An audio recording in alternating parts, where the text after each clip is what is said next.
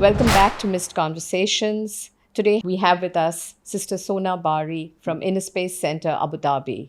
She's been in service to enlighten all to embrace value-based living for over 35 years, 16 years in Australia, and more than 18 years in Abu Dhabi. Her work has inspired people to live peacefully and ethically without requiring the religious framework.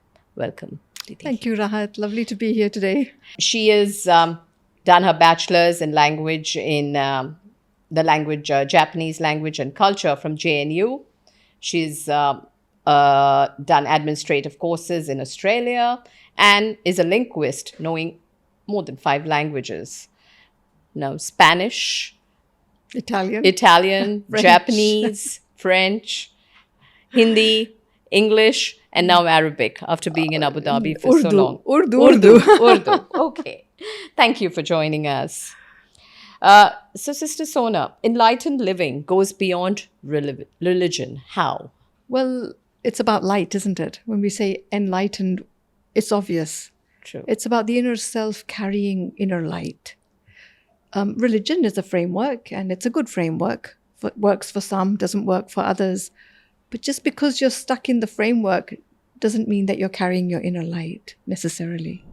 So how does self-respect and value for oneself evolve a human being? And how can one have those qualities? It's probably the hardest question to answer. Because you see, we base the respect on the self in this world by what I do, what I have, and who I think I am. Okay. Which usually ends up being what other people think I am. But that's not self-respect. It's almost like respecting how much I have and how much I do and what other people think of me. Self-respect is based on what I feel for myself. About myself, that's right. And it's not about these external things anyway. It's about me, the me that is left when all these things are taken away. It's like, well, who's there then? Can you imagine if I took away what you do and I take away all that you have and I take away the opinions of others about you? And then I ask you, now what do you feel about yourself? Interesting. So it's basically valuing oneself first. Absolutely. Yeah. So there's always an enigma, self-respect and arrogance. Yes. So where does the difference come? Yeah. Well, arrogance is an outside-in process whereby, again, I base my sense of self, I base my ego on all that is connected to me on the outside. People have arrogance of their status, for example. I am blah-de-blah. Or they have arrogance of the car they drive. I drive this Lamborghini, therefore or the house and where they live, or their family name, or something to do with the outside of me. But real self-respect comes from knowing the inner me and the qualities, the values that I uphold. Okay. And no one can take that away, ever. How do I come to know if I'm being respectful or I'm arrogant? It's a good question. And where do I draw the line? Yeah, there are a few checking points, you see. Imagine you were to meet the Prime Minister of a country. Would you treat him the same as you treated, for example, the house help who comes to your house? Or do you suddenly go, oh, I'm meeting so-and-so, therefore, my attitude changes. You see your friend driving by in a Toyota, and then you go to a wedding 2 hours later and the same friend comes in a Ferrari. Do you suddenly shift your feelings, your attitude towards them? So this would be looking outward with some form of wrong consciousness. Okay. So that is to do with the arrogance that I'm portraying outside. Respect of the other would be to see the inner being. Because no matter how we look on the outside, no matter what we do on the outside, no matter how much we have on the outside, ultimately the being in you and me is the same. Eternal. So if I'm looking at the being, I would treat people equally.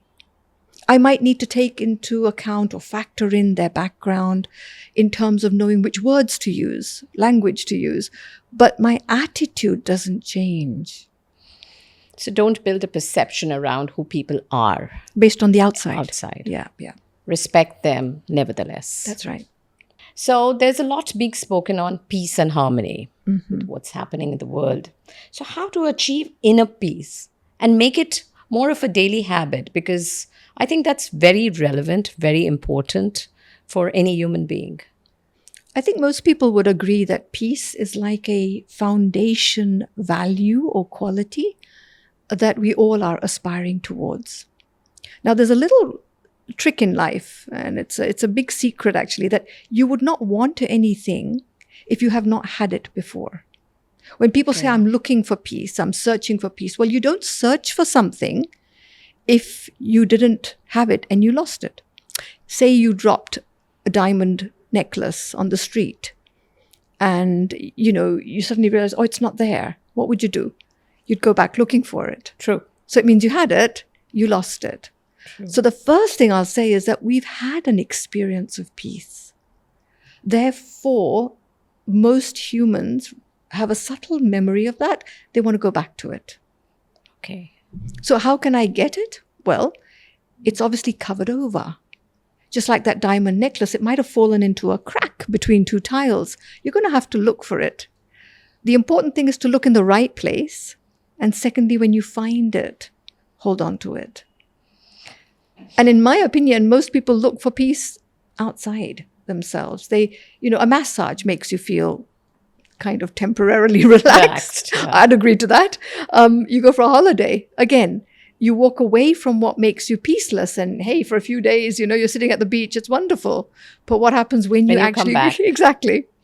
In the same way, you might listen to some music, and the music brings you some temporary relief from the peacelessness. But that's not an active expression or an active learning of peace. To really find peace inside is to actively know how to connect your mind to a peaceful thought. True. Because peace is a feeling. Your feelings come from your thoughts. Absolutely. Right. So if agree. I pick up a thought, for example, I am at peace. What's happening is by repeating that like a mantra, like a slogan, I'm creating a feeling of peace. So it also could be a moment, right? You pick up a moment and you keep that moment going on as long as that moment gives you peace. Yep. And so if you put a few moments together, you get an hour of peace. True. If you put a few hours together, you get days of peace, right? So it really started with one thought. I choose to be at peace right here, right now, no matter what's happening around me. So Didi, there are a lot of people out there who are facing a lot of challenges, confrontations. So what's your message to them in a one line? How do I maintain my inner peace? Yeah, well, the message to them is the same as the message to myself. And ultimately, you see, the world is going to keep moving around you. True.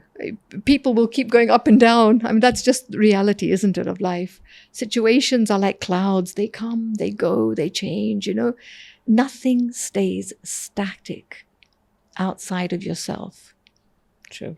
So the only thing you can do is to compensate that movement by being still in your mind. And how do you do that? Well, again, it's a step in, and it's a reconnection to that point of stillness that we all have within. And that, to me, is the practice of meditation, which is just picking up one thought. Okay. I am at Peace. peace. And reflect it to yourself. Feel it. Feel it. Feel it. And when you feel it, even for a second, it means you can repeat it. Put the seconds together and you get the practice of peace. And slowly that builds up power. Okay. Because peace is a power. True. That's agreed. So was there a time in your own life when maintaining inner calm helped you in a difficult situation? Yep, that's the only thing that helped. Because you see, as I said, the wind blows this way and the wind blows that way. And sometimes the gust is quite strong and it's something unexpected. True. And so at that moment, you probably do shake a bit. But I think just practicing peace again and again, I ask myself, do you want to keep shaking like this? The situation didn't work out the way you expected. The person didn't behave the way you expected. Are you going to keep shaking in your mind, all those thoughts and feelings going up and down? Or are you going to choose to come back to a place of stillness or stability? Okay. So it's a choice.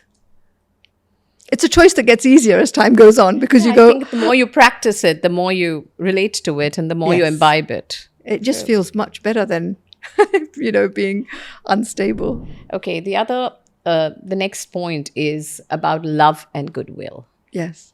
How do people practice it? I know everybody says love is easy. It's easy to love someone. Is it? Everybody says love is easy, but actually, I don't think it is. So how does one practice it?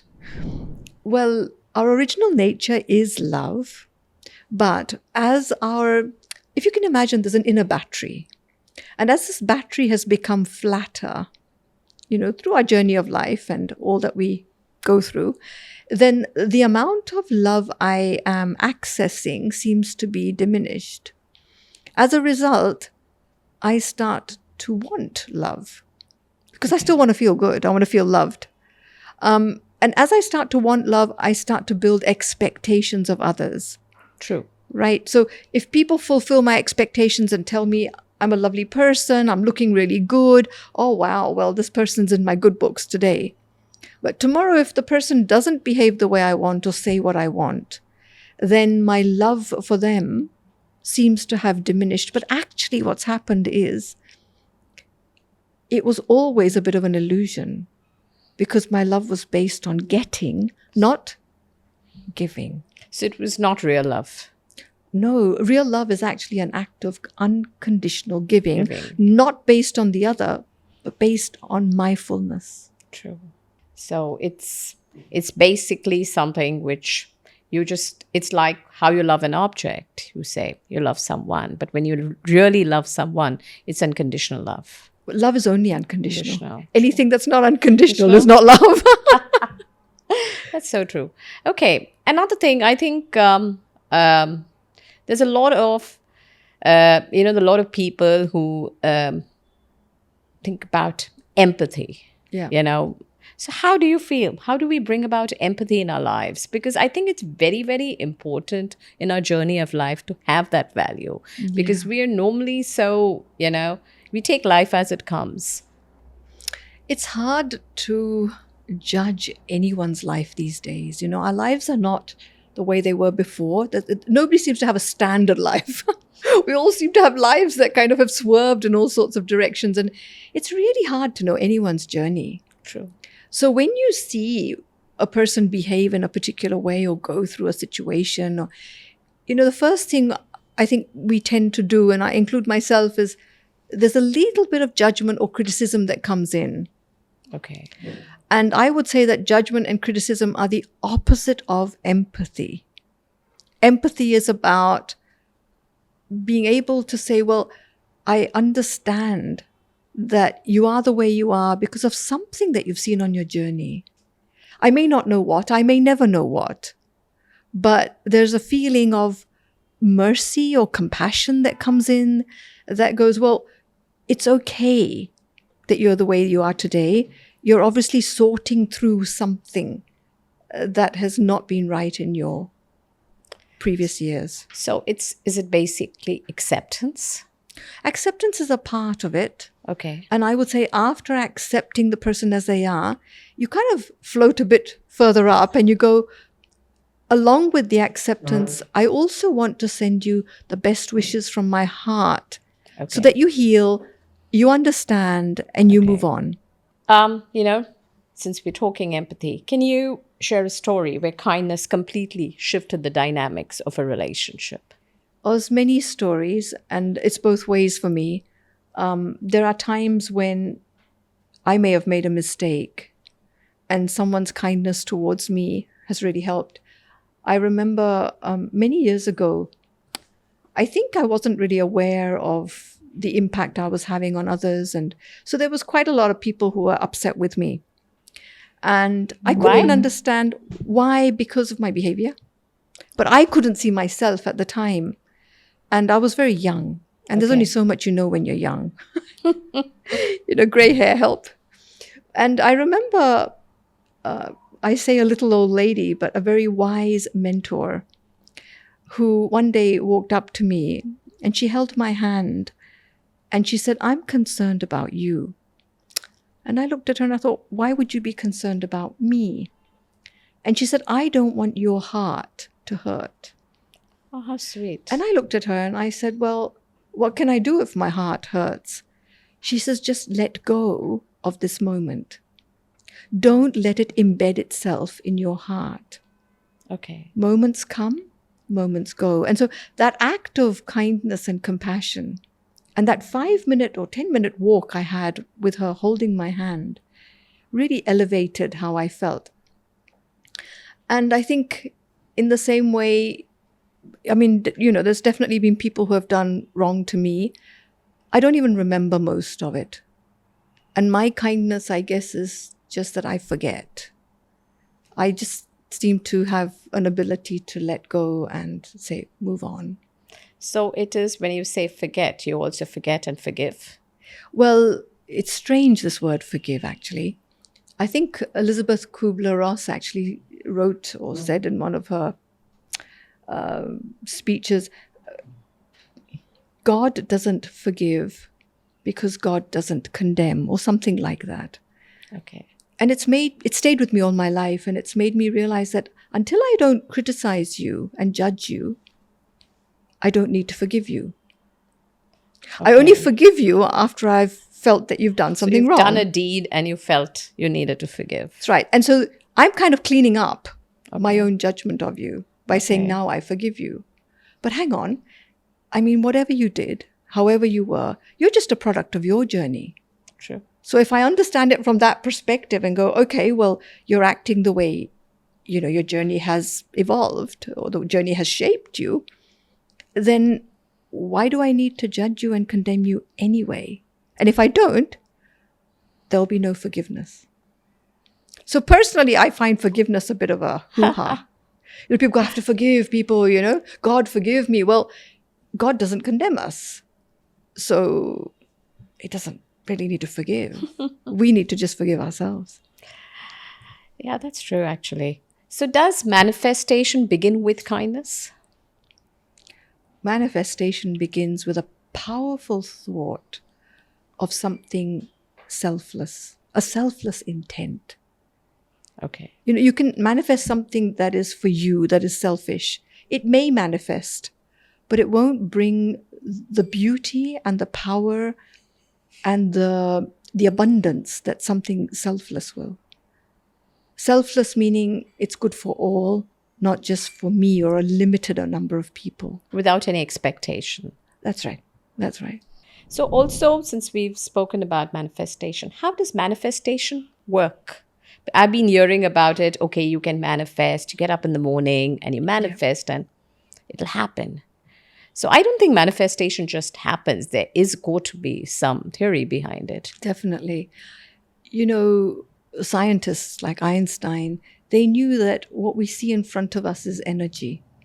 What's happening is energy. Your body is energy, isn't it? Yeah. There's all that's sorts of fine. energies moving through.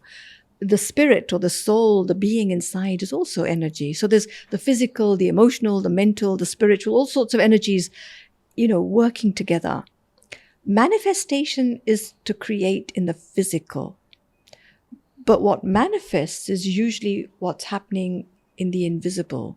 Okay. So on the thought level, on the feeling level, on the spirit level, or the spiritual level.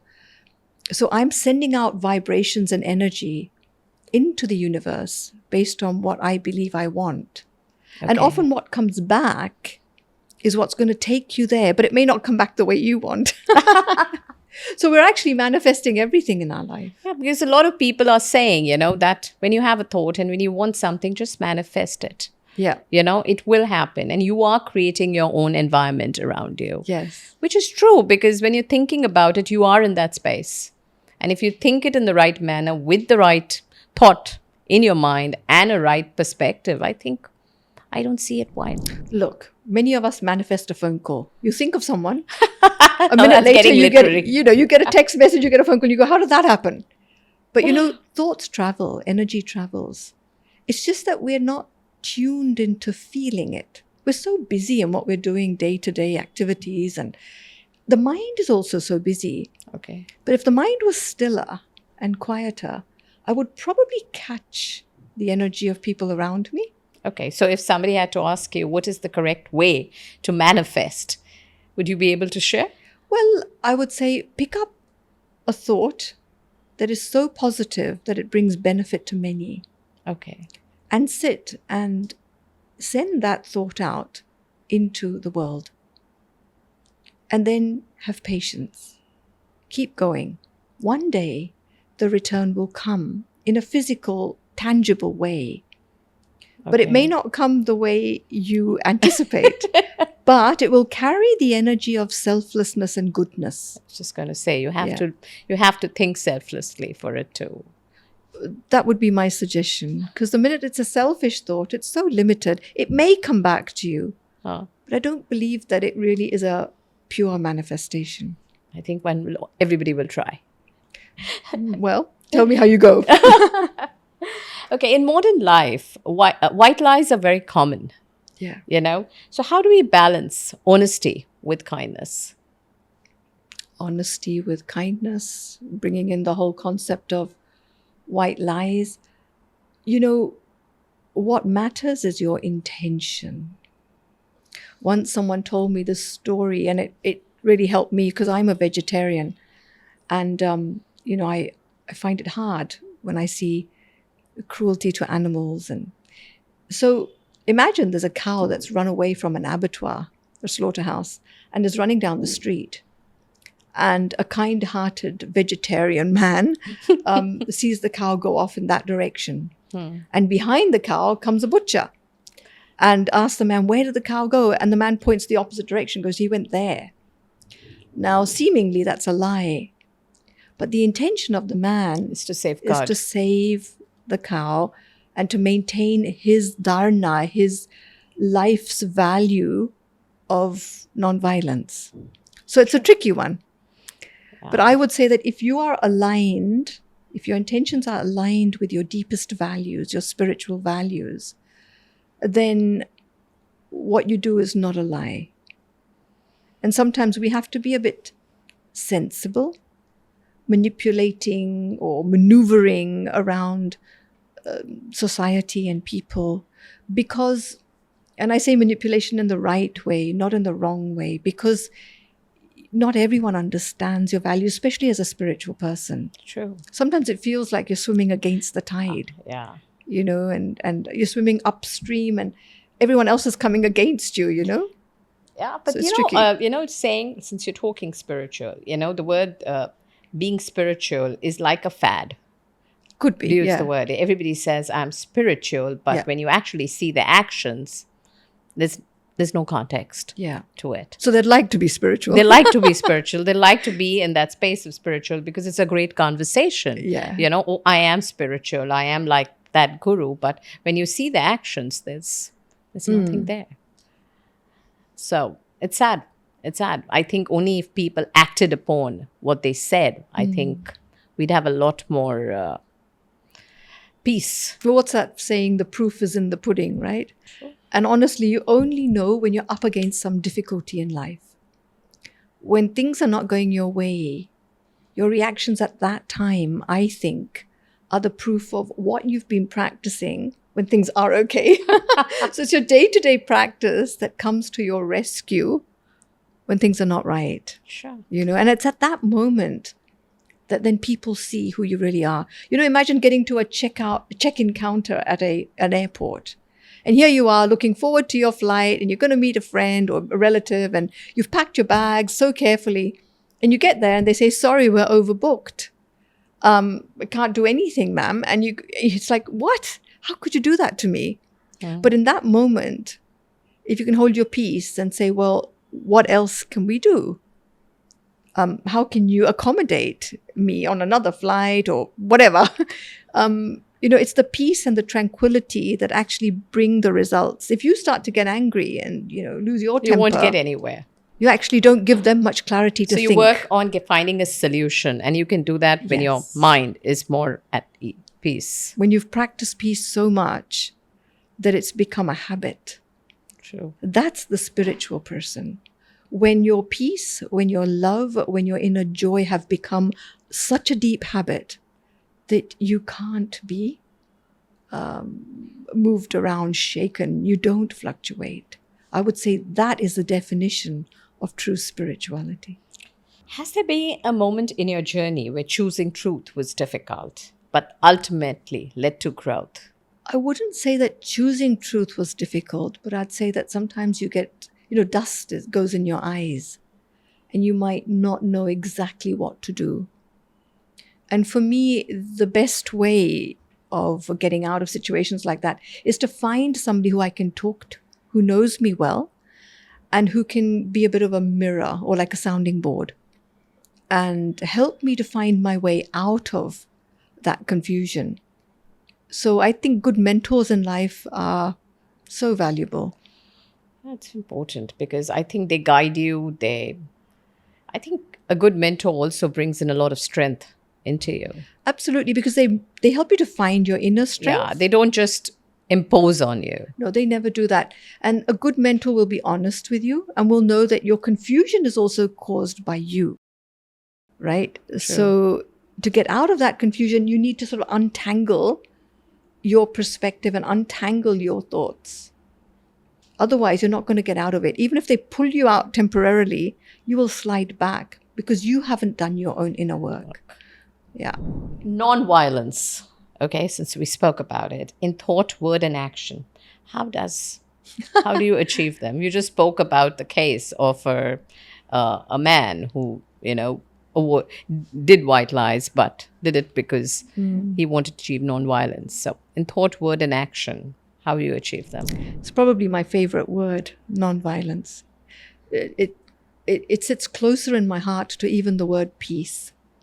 So non-violence to me is actually not ever creating any form of energy, whether in my thoughts, whether in my words, whether in my actions, that creates disturbance in another. Okay. Because violence is actually disturbance that takes me away from stability, stillness, and peace. It's a very subtle form of upheaval inside. So there is a shift within you which is causing that. Yeah. So you're telling me, so how do I achieve it? So if I have to start looking at things in a different manner. Yep, that's one or step. look at things from a manner of the other person. Yep. I mean, all those are wonderful factors. But, really what I've learned in my life is that my reaction to anything or anyone is nothing to do with them. And it's all to do with me. And why I say that is because, the same person with that action can invoke different reactions from different people. True. Let's say someone gets angry. Another person will get angry back at them and then, hey, you've got a kind of mini war begins, right? But then another person sees that person angry and goes, you know what? It's pointless talking to you now. The best thing I can do is just to hold back and be quiet, let you have your tantrum, and then engage with you later. And what made the two people react differently? It was not that person. It was what was inside me. Him. It's like that story, I think it goes around on Facebook a lot. If there's a garbage truck going around and you bump into the garbage truck, what will come out of the garbage truck? It's obviously garbage. Trash. Why? Yeah. Because that's what was inside it. True. It was full of it. So what comes out of me is what I'm filled with, right? Wow. So if I want to be non-violent towards others, I have to fill myself with so much Of positivity? Positivity, stability, and really deep compassion for others. That when I do get bumped into, Yeah, my thought does not move in that direction. Exactly. All that comes out is this incredible energy of compassion and love. So have you witnessed any situation where where you've seen nonviolent communication restored trust or prevented a conflict? Yes, I mean, I've seen conversations where, I've practiced where somebody's not good and you just keep quiet. But that's, the mouth being quiet, so you don't get angry back. That's probably not nonviolence on a deeper level. Okay. On a deeper level, the mind is quiet and I'm not reacting to what you are saying or what's going on inside you. So if the mind is quiet and stable and still, I can then access that goodness, Okay. which contains love, which contains peace. And I can then radiate that goodness towards you no matter what you're going through. Okay. And so, recently, I could see myself reacting to someone. And after some deeper thinking, I decided, well, you know what? I'm not going to react. It's not even worth it. It's not worth it. And it's not helping you and it's not helping me and it's not helping the situation. So the best thing I can actually do is to sit still and just send lots of goodness into the situation and to the people involved. Because if somebody is, so agitated, then, well, firstly, I could say it's not my job to calm you down. You've got to do it. True. But I can help to create an environment and an atmosphere where at least you don't get more agitated. True. So, yeah. Self-discipline and transformation. It's for majority of people is something they want and need, but are not able to figure out. Yeah. How do we, make that change? Well, if you always do what you always did, you always get what you always got. Transformation means I want something different to what I've been getting. The change. It means a change. It means I want a different result. So you want a different result. It means you've got to put in a different energy. You've got to put in a different amount of time, maybe mental energy, maybe physical energy. You want to lose weight. You're going to have to do a different exercise routine. So you want more peace. You're going to have a different kind of pattern of thinking. So discipline is all about creating a repeated effort. Okay. Different to what was before. So you make your intellect think in that direction, that this is what I am. And if I want to change, this is the way I'm going to act on it. That's right. So the intellect takes that choice and says, I want to shift who I am, what I do, and I'm going to be consistent. That's the discipline, isn't it? True. And if I do lapse back, I'm not going to be hard on myself and critical. Oh my God, you didn't wake up in the morning, you didn't meditate, you didn't go for a run or whatever. But I actually just say, okay, I missed it today. What will I do to make sure I don't miss it tomorrow? Okay. Yeah. So consistency requires patience with the self. It requires attention and it requires kindness as well. Okay. And also being conscious. Being of the conscious, fact. yes. I think that self-conscious is important because if I don't have that, nothing moves. That's right. True. So what does compassionate discipline look like compared to harsh self-criticism? Well, changing anything within me, even though you might want it, changing any habit takes time. I know very few people who could just change a habit like that and never think of, I could go back to something. So when you do slip back, which is quite common on a spiritual path, not to ever get disheartened, but to know that it's 3 steps forward and 1 back, and that's quite normal. And not to be so much of a perfectionist. Okay. People who are perfectionists, I find, can sometimes be quite hard on themselves. Yeah, quite harsh. Yeah. Quite harsh. Yeah. So have the patience and wait. And wait it out, yes. So was there a moment in your life where discipline helped you? It always helps. I tend to have a disciplined day. You know, it's a consistent discipline. It's the time I wake up and what I do. And I guess it's also discipline with my attitude towards people. So I'm aware if there's any negativity that's coming in. I ask myself, Sona, really, you want to go that way? Or do you want to come back to something more benevolent and positive? I try to be disciplined with my food. And that's important for my own physical well-being. But I think more than anything, it's the discipline of loving the new me and what I'm evolving into, rather than allowing myself to be dragged back to the old Sona. You know, we've spoken about meditation earlier, but, everybody emphasizes the fact, oh, I'm stressed. I need to go there, sit and meditate. You know, meditation is, of course, it has a fabulous purpose. And I think if done rightly and well, does have, does have results. So meditation for mental clarity. Can you share a little bit on how and what is the right form of meditation? How is it that one should meditate to achieve? Because I think everybody tries it and everybody just gives up. Well, the first thing I'd like to say is that when you're stressed, when you're anxious, when life's not going well, that's probably not the time to start learning meditation. Meditation is actually a practice that is built up through day-to-day discipline. And it comes in, it rescues you when things are out of whack, when things are not working. So what it will do is it will help to change the quality of your thoughts.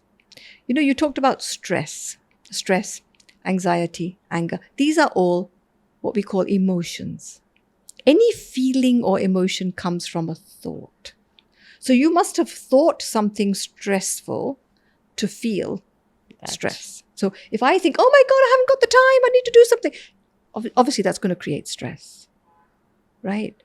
Or if I think something like, life's all against me, of course I'm going to feel down, sad, anxious. My thoughts are creating those emotions. If I want to change those emotions, I need to change the quality of my thinking. So what is meditation? It is picking up thoughts that are actually keeping me peaceful, that are keeping me calm, that are keeping me loving. Okay. And then holding that feeling inside me. The thinking is a part of meditation, but holding that thought so that I can feel it for a while. You know, when you play the piano, there's a pedal. I don't play the piano, but I've watched people and I've tried. And when you press that pedal, you can sustain a sound for a long time. So meditation is, okay, I pick up a thought. It's like I play the note, peace, and then I press the pedal and I feel peace. That's it. I maintain it for a while. So what happens is you're rewiring the way you think. So you're rewiring the way you feel.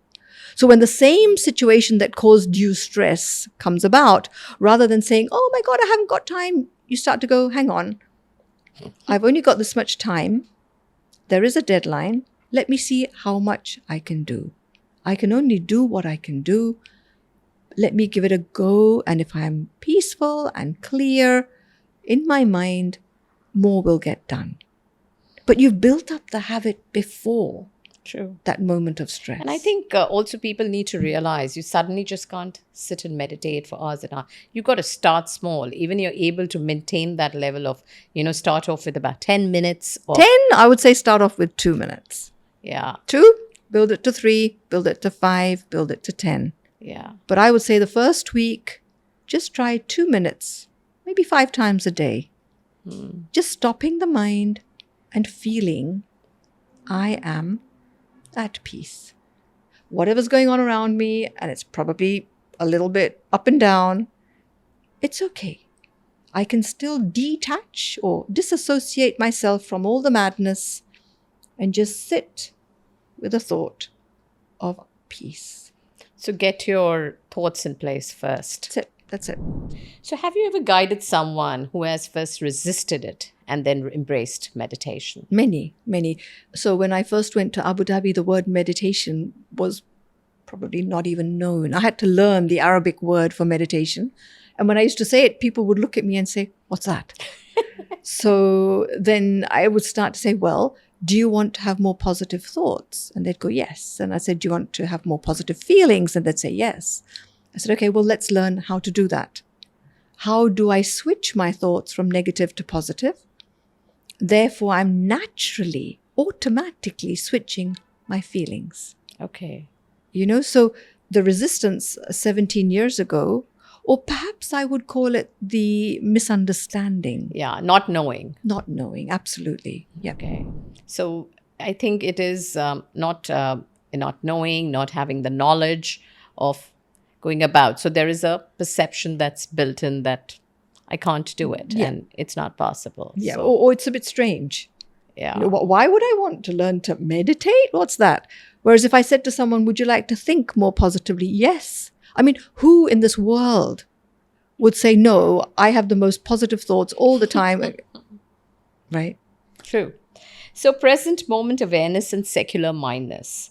How to practice them to become a better version of yourself? Well, the awareness of my original self, the self that is untainted, uncorrupted, uninfluenced, that is the same for you and for me. True. And it's the same Absolutely. for everyone around us.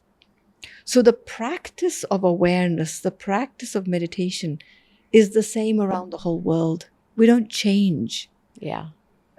what we're teaching. We might change the language we teach in. We might use different examples based on the culture. But when you come back to the being around the world is the same. True, actually. Very. So, universal brotherhood, today's day and age, this sounds as a, warped idea. So, countries fighting with each other, religions, religious class. So, what do you think? We can still have it? Well, if I want to create a feeling of brotherhood towards anyone, a brother, a sister is someone who belongs to you.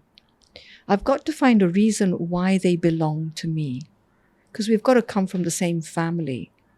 If you look at people externally, there's every reason why they are different to you. Yeah. I mean, I look at you and me, Rahat, we wear different clothes. Your hair looks different to mine.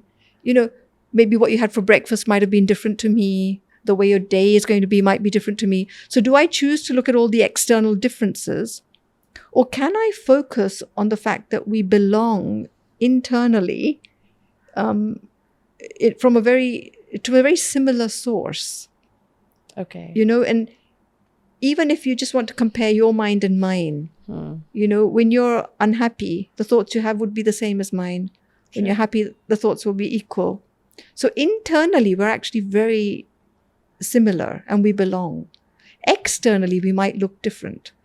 I often say to people, the joy of a mother who's just given birth in some part of Asia is the same as the joy of a mother who's just given birth in South America. True. So the feelings, the sentiments of every being, every soul are very similar.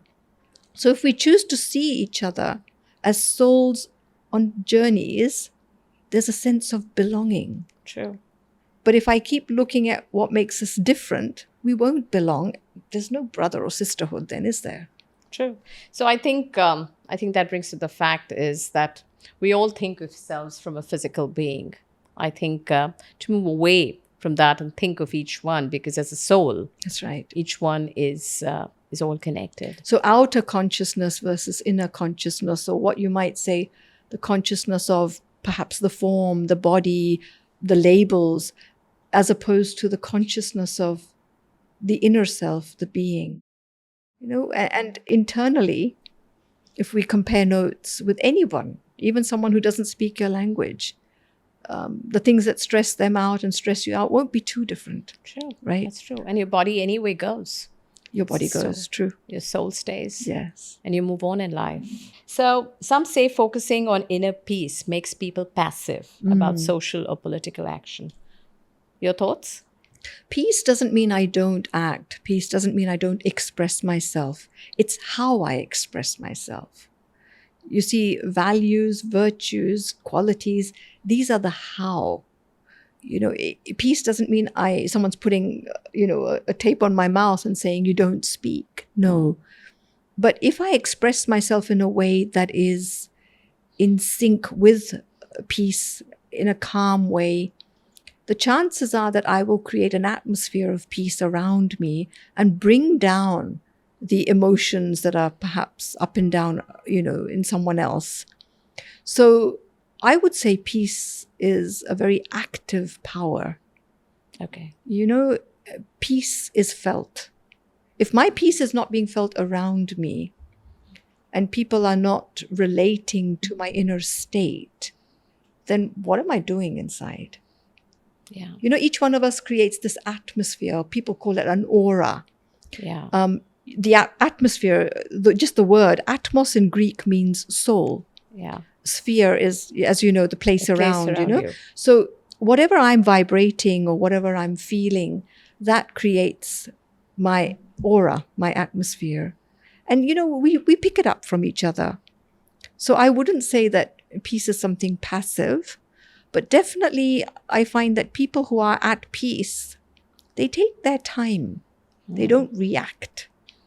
And that's the best thing, actually. I think they pause, think. Absolutely. Yes. That's true. That's a nice slogan, isn't it? Pause for peace. Yeah. True. Pause for peace. And everybody's been, you move in a social, I don't like the aura of this person. I don't like. But have you self-reflected and felt that why? Yeah. What is wrong? You just create a statement, a judgment on the basis of nothing. Well, again, as long as I am being influenced by someone else, it means that my influence on them is less and their influence on me is more. So the question is, well, here you are, you say you're a loving being, and then someone comes your way who's not the way you want them to be or what you term to be good, and you're getting affected by them. So what happened to that love that you were holding? When a tsunami comes, some buildings get knocked down, some buildings remain standing. And that's exactly what happens in life. People come, situations come. Are you the building who's just going to stay standing no matter what? Or are you the building that's just going to topple over because someone said something to you? True. Oh my God, they said something to me this morning at 7 a.m. and here we are, 10 o'clock at night, and you can't sleep because of something that someone said to you 15 hours ago. And then it goes back to, you keep on playing it onto yourself. Absolutely. My auntie said this to me. When did she say that? 25 years ago. Where's your auntie? She's died. And that thought in your head. You need to let go. Absolutely. It's baggage. So who's holding it? It's me holding it. The auntie's gone. True. The person's gone. The situation's passed. But the one who holds on to it is me. True. But then I blame something outside of me, which actually blocks me letting go of it. And I stay the victim. Yeah. And it has an impact on me itself. Totally. So envy and inferiority have found new amplifiers. Everybody is, as you said earlier, I'm envious of this person. Oh, this person is good, this person. So how do we stay away from all these? You see, there's two ways the ego, the wrong ego plays out. So when I'm in my correct ego, or would you call it identity, then I know myself as a being of peace, love, and joy, and nothing moves me from there. If I move, I either move to what we call a superior consciousness, superiority, or I move into inferiority. Okay. A superiority complex is I'm better than you. Yeah. It's a comparison. You're no good. Yep, it's a comparison. Inferiority is also a comparison, but it's like I'm not as good as. Okay. And, you've had it better in life than me. So either of these movements means I've moved away from my self-respect and knowing that I'm okay as I am. Okay. When I become inferior and I've forgotten my inner goodness, then it's almost like when I see that goodness in others, I become jealous. I become envious without realizing that everything you see in others is actually a reflection of you. Yeah. All you need to do is to tap into that energy in you. Yeah. And you'll not just be like them, but you might even be more abundant than them, So how do we free ourselves from this comparison, cycle of comparison, whether it's in work or love or society. We just keep on comparing. Oh, Yeah. that one's good, that one's richer, that one's better looking. We start looking at your inner self. Building up my own worth, realizing there's no one else that can play this part. You know how Shakespeare said, we're all on a stage and we're all playing, we're actors and we're kind of playing out a part. We're playing a part and no one can be me. I couldn't ask the questions that you're asking because you're doing such a great job of it. And maybe you wouldn't have given the answers that I'm responding because this is my part, this is your part. And so when we appreciate the self, I then appreciate someone else. And each one has their own journey. Absolutely. And when we put all the actors on the stage, we get this great play. True. But when I don't have my own self-worth, when I don't hold my own value, I then, rather than appreciating others, I try to drag them down. Okay. In Australia, we call it the tall poppy syndrome, the poppy that's growing higher. We'll pull it down rather than saying, well, let them grow and let me grow too, and everybody can. That's right. Let's all grow together. Okay. Closing in, Didi, we all know what's happening globally. Yes. We're seeing wars, we're seeing tsunamis, we've seen climate affecting. Where do you see this going? Well, I think the seeds that we have sown, perhaps the wrong consciousness that we have sustained for, I'd like to say decades, but I think it's centuries, maybe millennia, for a long time, is now in a way coming back to us and saying, this is the result of wrong lifestyle, wrong way of approaching life. And I think we have to go through this phase of cleanup now. Okay. Where perhaps each one of us has to ask the self, how am I creating a mini war within myself? How do I create perhaps a mini environment of wastage within my home? We talk about, climate change out there, but how much plastic do you throw in your own bin? Yeah. Could you minimize it? I mean, when you brush your teeth, do you keep the tap running? So there's so many things which I can sort of self-reflect on and say, well, how can I lead a life that's a lot closer to simplicity, more aligned to my own inner qualities and values? Because if I change, the world changes. True. So, a lot of people say there's a need for an awakening. So, do you think that's true? I think the awakening is happening. I think each one of us is getting an opportunity now to continue on the same treadmill that we've been on, or to say, could I do things better? And what that better means is going to be different for each one of us. But imagine if everyone just changed the course of their life by 5 degrees, 1 degree even. I mean, we change the whole course of the way the world is going. Change the way we think. Absolutely. So if listeners remember just one value to begin with, what should it be and why? Well, we say that the mother of all virtues is contentment. True. And I recently heard a wonderful mentor of mine say, write a few points of gratitude every morning when you wake up and every evening before you go to sleep. If you could just write 5 things that you're grateful for, then you feel full. And when you live your life from that place of fullness and contentment, you stop expecting the world to be a certain way. You're the winner. True. So if each one of us could just do that, I think it's a simple solution. You're not going into huge lessons on meditation or change your life, but a simple way of rewiring my entire modus operandi vis-a-vis life. Sure. And I'd say just start with that. Be grateful for everything. So I think that's a very it's very interestingly put, because I think the change needs to begin from you. Yeah. So if you make that first step, things will move on. So for those who want to go deeper, what practices, books, knowledge, communities would you recommend? Well, I practice a form of meditation called Raja Yoga meditation. And it's taught by an organization called the Brahma Kumaris, and we run centers in, I think, over 130 countries of the world.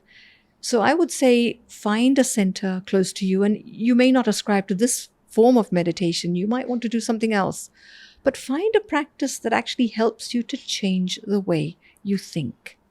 Because if your thoughts change, your feelings change, your attitudes change, your responses to life change, True. your future changes. Absolutely. If the seed changes, the tree changes, right? True.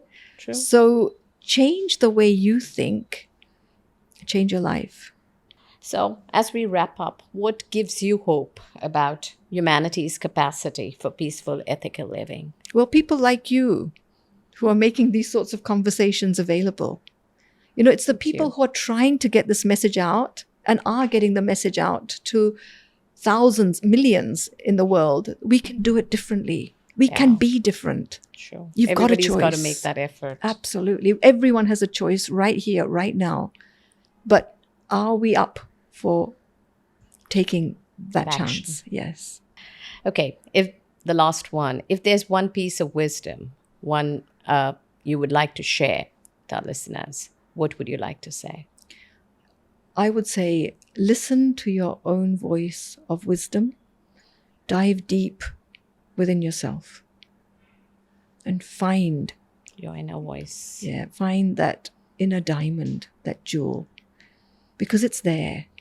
Everything you think of, everything you want, it's all there. It's all there. Thank you for your fabulous words of wisdom. Thank you, Sister Rahat. Sona. Thank you. It was a pleasure. Oh, my pleasure, really, being here with you. Friends, if you've enjoyed the content, please do like, share, and subscribe. Thank you.